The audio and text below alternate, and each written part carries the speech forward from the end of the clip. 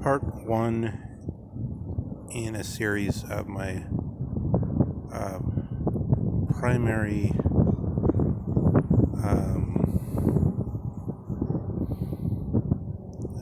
calling in thinking, which is to demonstrate, at least for the present foreseeable time, perhaps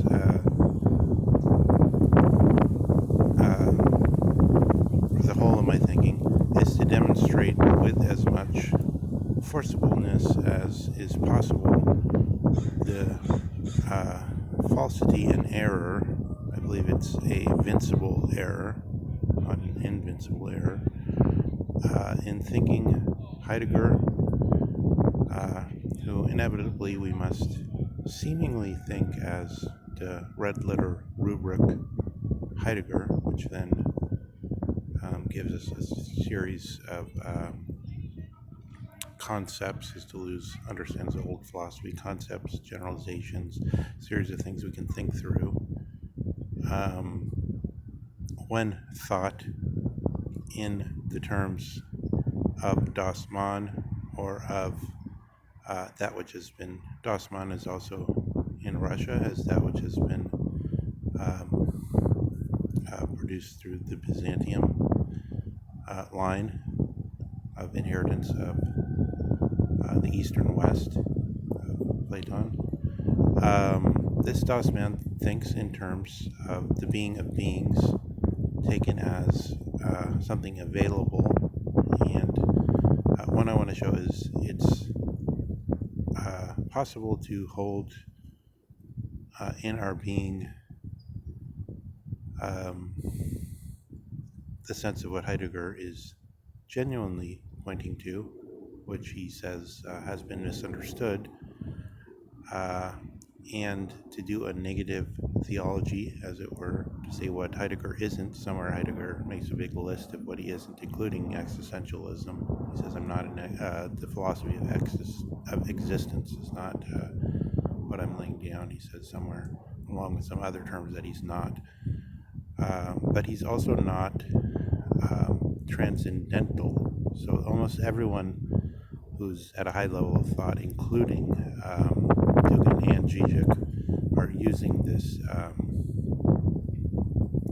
term transcendental in order to understand what Heidegger is, in contradistinction to what Plato is, or perhaps just as because the German-speaking philosophers have to their name the so-called transcendental idealism, and that we can throw Heidegger in as the end of the German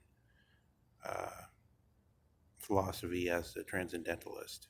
And that's easy. Also because it seems easy because it's not, we can in some way approach, and even people in other fields who have no interest in philosophy can repeat the notion of the condition of any possible experience as transcendentalism, or time and space understood in the Kantian way as the transcendental conditions for any possible experience. Or we could go back to theology and understand the transcendentals as in several ways. One way is as the I forget how it's called, something genus supremum or so, the ultimate genuses, including essence and existence, including substance, which can't be fit in the way if one speaks of plants, one can say there's a larger sphere called living things. If one speaks of living things, one can say there's a larger sphere of which includes both the minerals, the animals, the plants. Just since I'm being talking extempore, I'll add, it's funny that quite a few people seem to have this view that fish are not animals, but that's a matter of definition in some way, and Confucius said fish were the dumbest animals, and then therefore it seems like if you're thinking in terms of some kind of morality of the order of predation, Zeus predator would put the Spartans on the top, let's say, and then the Spartans are allowed to eat every other group, but maybe not the fellow Hellenes or Greeks, because that would be wrong. But maybe they can practice cannibalism on the Persians. I don't know. Which you'd have some sphere of morality in that respect, to say the fish are so low that therefore eating them is possible, even though these certain Hindu groups limit themselves to eating fruit which has withered and fallen off the branch, and roots that they dig up. But that's totally an aside. But although it does show that these most abstruse reflections, once they come to be embodied, are somewhat like what Aristotle said about the laws. If you change the laws all the time, people lose respect for them. But if they remain the same for a long time, they're very powerful, and people will die for them. Transcendental can mean that. It can mean this further, the sphere beyond the sphere beyond the sphere, and then you get to the edge of the largest circumference, as it were, and those are transcendentals in Christian theological thinking. I think the word has some other central applications, but those are the two that I can think of now. But the main one that they mean is the one in the sense of Kant and Hegel, to throw Heidegger in with those. See, from the point of view of Dugin, when Dugin says that Gnon,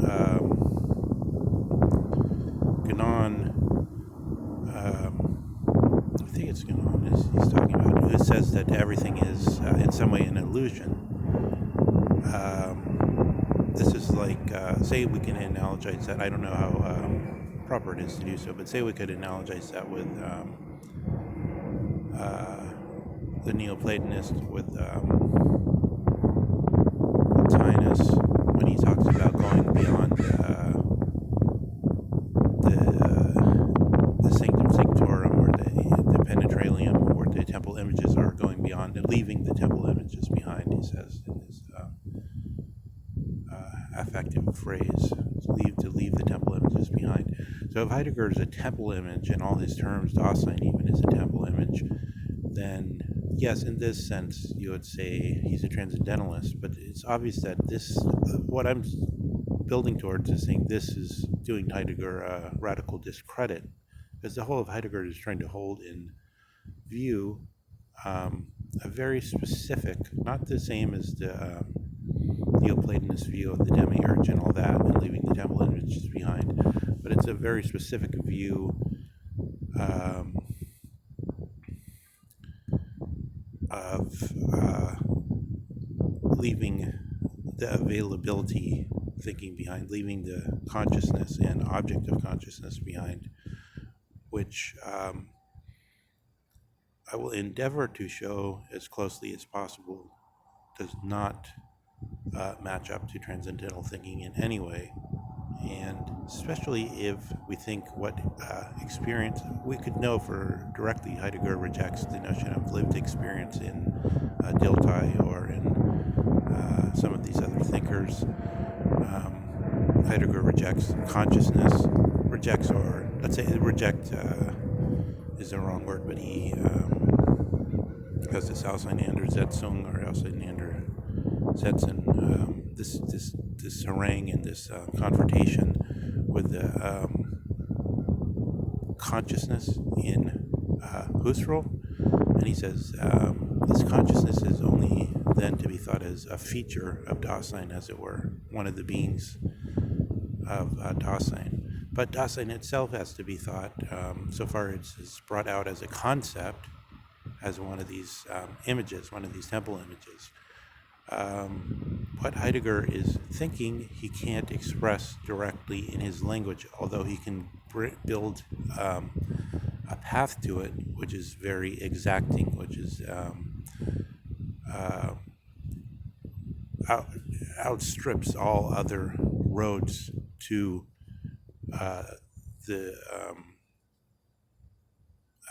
Tyndale version of the Bible, where we're speaking of the I shall be as I shall be, not the I am that I am. The I am that I am is always the being of beings, which has its one of its first origins in this idea of the arche and the apeiron, so far as we're already thinking there's everything, and within everything, there's incessant changes. This world leaps, uh, the mulch rots, the wind shakes the tree branches, um, the people move, um, we can already foresee death and birth and all kinds of changes. And the apeiron is this unlimited, which is thought as the ground of all changes. This is the first thought of the being as beings as a foundation or as a ground. Um, the whole of Western thinking moves in this sense, and this foundation or ground is available to us for thinking, for building on, for building our spider webs of conceptions on.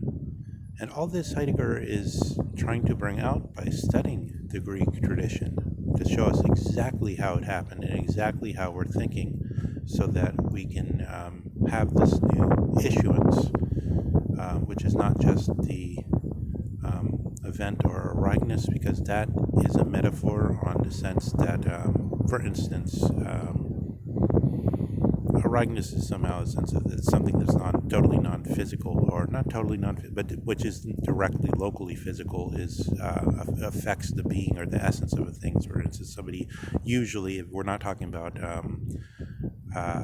John Huston in Chinatown, who apparently had a child by his own daughter, and therefore became, if he didn't have grandchildren already, became a grandfather through that act. But usually when somebody becomes a grandfather, it has nothing to do with them, right?